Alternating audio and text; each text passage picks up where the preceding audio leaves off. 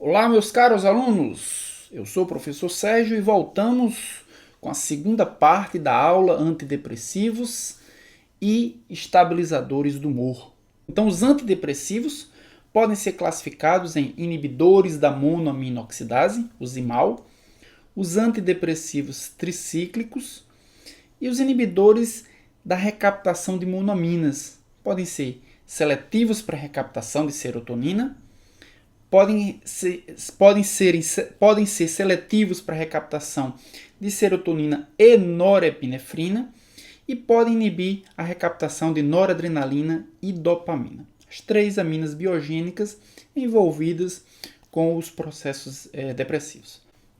Então, nessa aula, nós vamos falar sobre os inibidores da enzima monoaminoxidase. São chamados de IMAL. Então, nós podemos verificar a imagem da monoaminoxidase. É uma enzima que vai degradar as aminas biogênicas. Então, os inibidores da MAL, eles inibem a ação da monoaminoxidase de forma irreversível. Os mais antigos inibiam essa enzima de forma irreversível, mas os mais recentes, eles inibem a enzima monoaminoxidase de forma reversível. Existem duas isoformas da monoaminoxidase. A isoforma a monoaminoxidase A, e a monoaminoxidase B. Ambos metabolizam neurotransmissores, mas metabolizam outras moléculas também. Os mais eficazes hoje são os inibidores reversíveis da monoaminoxidase A. E todos eles aumentam consideravelmente as concentrações da serotonina, da noradrenalina e também da dopamina, que são os substratos da monoaminoxidase. Eles aumentam esses neurotransmissores em nível cerebral e dependendo da área em que esses neurotransmissores têm suas concentrações aumentadas, nós podemos observar euforia e excitação, resolvendo assim os problemas da depressão, os sintomas da depressão. Os principais representantes dos inibidores da monoaminoxidase: a iproniazida, o antituberculoso iproniazida, que foi verificado melhorar os sintomas da depressão, a isocarboxazida e a moclobemida, os três principais representantes dos inibidores da monoaminoxidase. Então, como eu já havia falado, a monoaminoxidase existe em duas isoformas, a monoaminoxidase A e a monoaminoxidase B. Bem, a monoaminoxidase A, ela se caracteriza por ter preferência pela degradação de serotonina. Então, isso significa que os inibidores da monoaminoxidase A, eles são mais eficientes no controle da depressão do que aqueles que inibem a monoaminoxidase B. A monoaminoxidase A, ela é normalmente encontrada no tecido nervoso, no sistema nervoso central, também encontrada no fígado, no trato gastrointestinal e também na placenta. E é justamente a monoaminoxidase A encontrada no trato gastrointestinal responsável pelos seus principais efeitos adversos. Então, os inibidores da monoaminoxidase A são os principais antidepressivos, mas ao mesmo tempo são aqueles que causam as principais reações adversas dessa classe de fármacos. Já a monoaminoxidase B, ela metaboliza principalmente a feniletilamina e é encontrada principalmente no sistema nervoso central e também nas plaquetas. Aqui nós podemos observar alguns representantes, alguns inibidores da monoaminoxidase. A feneuzina é um inibidor irreversível, não seletivo, ou seja, ele inibe a monoaminoxidase A e B e apresenta uma longa duração. Longa duração porque ele é irreversível. Ele se liga à monoaminoxidase, a e a B, e ele impede a ação dessa enzima de forma irreversível.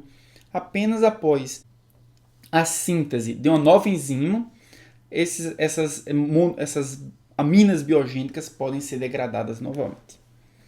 A isocarboxazida também é um inibidor irreversível de forma não seletiva da monoaminoxidase A e B e também apresenta uma longa duração. Os inibidores da monoaminoxidase de terceira geração, ou seja, os mais modernos, é a moclobemida. É um inibidor reversível e seletivo da MAO-A. Ou seja, apresenta uma ação curta e, portanto, ele é seletivo. Ele é seletivo para MAO-A e também apresenta uma ação curta. Nessa tabela, nós podemos verificar os principais fármacos que inibem a monoaminoxidase. Os não seletivos vão inibir a monoaminoxidase A e B. Os seletivos vão inibir ou a MAO-A ou a MAO-B. Logo acima da tabela, nós podemos verificar aqui fenelzina, tranilcipromina, isocarboxazida e pargilina são inibidores não seletivos da monoaminoxidase. Além de serem não seletivos, eles também são irreversíveis. Eles se ligam à enzima e não se desligam mais. Já os fármacos de baixo, a moclobemida, a clorgilina e a selegilina, são fármacos seletivos da monoaminoxidase. Moclobemida é um fármaco seletivo para MAO-A, assim como a clorgilina, só que a moclobemida é um fármaco reversível, enquanto que a clorgilina é um inibidor da MAO-A irreversível. A selegilina é um inibidor para monoaminoxidase B de forma reversível. Bem, os efeitos antidepressivos, assim como os efeitos colaterais dos inibidores da MAO, residem na inibição da monoaminoxidase A. Então, os fármacos que conseguem inibir a monoaminoxidase A de forma seletiva ou não possuem efeitos antidepressivos, mas também apresentam as suas principais reações adversas. O inibidor da monoaminoxidase B, a seleginina, é usado para tratamento da doença de Parkinson.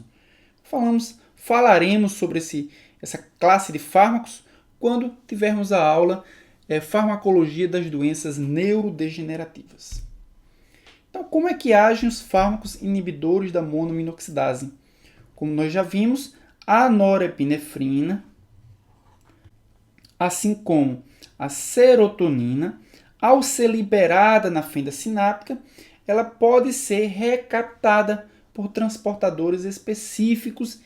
Ao ser recaptada, a amina biogênica vai ser rearmazenada na vesícula sináptica ou pode ser degradada pela enzima mitocondrial monoaminoxidase.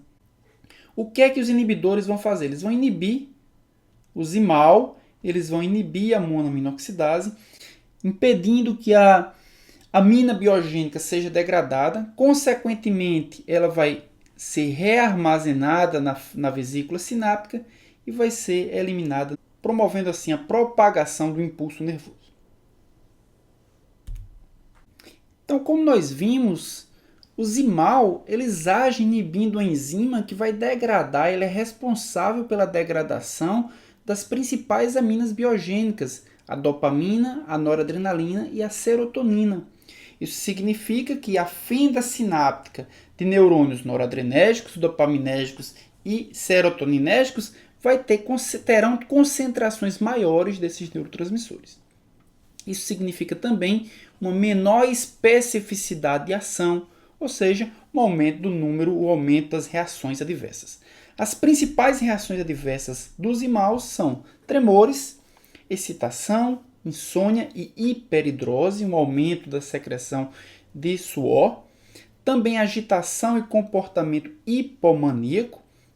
É importante observar que pacientes que são bipolares não podem fazer uso exclusivo de fármacos antidepressivos, principalmente os inibidores da MAO, já que o aumento das aminas biogênicas vai ser pronunciado na fenda sináptica. Podem aparecer também alucinações, confusão mental e, em alguns casos, convulsões, neuropatia periférica, principalmente com os compostos hidrazínicos, ganho de peso associado ao aumento do apetite. Os compostos hidrazínicos também podem causar lesão hepática e também aparecem tonturas, vertigem, cefaleia, inibição da ejaculação, fraqueza, fadiga, boca seca, visão turva, retenção urinária, rastro cutâneo e, em alguns casos, também constipação. Só que os cuidados principais com os inibidores da MAO diz respeito às interações medicamentosas, principalmente com alimentos ricos em tiramina. Tiramina é um composto que é encontrado em grandes concentrações no queijo e que se comporta como uma amina pressora. É um composto que é derivado da tirosina, que está presente em diversos alimentos, dentre eles o queijo, e que tem a capacidade de promover um aumento súbito da pressão arterial. A tiramina ela também é metabolizada pela MAO. Ela também é metabolizada pela MAO-A. Pela MAO-A é encontrada no intestino. Nós vimos que a isoforma MAO-A é produzida pelo trato gastrointestinal. Então, quando nós nos alimentamos de alimentos ricos em tiramina, a MAO-A imediatamente degrada a tiramina, produzindo um metabólito inativo. Consequentemente, a tiramina não produz o aumento da pressão arterial. Como nós utilizamos um antidepressivo que inibe a MAO-A, e isso é característica dos seus efeitos antidepressivos, ela inibe o metabolismo da tiramina. Uma das principais consequências é que uma pessoa que faz uso de um antidepressivo inibidor da MAO e faz a ingestão de um alimento rico em tiramina, ela vai ter uma crise hipertensiva. Então esse é o principal cuidado que precisamos observar em pessoas que fazem uso do antidepressivo inibidores da MAO e se alimentam de alimentos ricos em tiramina. Então essa reação é chamada de reação do queijo. Então o queijo rico em tiramina ela cai na corrente sanguínea, chega até os neurônios noradrenérgicos, é captada como se fosse a noradrenalina.